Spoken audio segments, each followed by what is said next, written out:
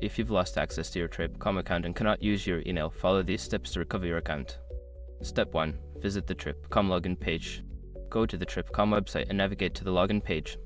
Look for the option that says Forgot Password or Need Help Logging In. Step 2. Select Alternative Recovery Options. On the recovery page, check for options that allow you to recover your account using your phone number or other methods.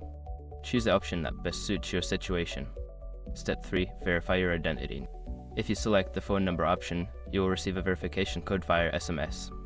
Enter this code in the provided field to confirm your identity. Step 4. Reset your password. Once your identity is verified, you will be prompted to create a new password. Choose a strong password that you haven't used before to ensure your account security.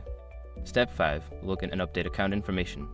After resetting your password, log into your account.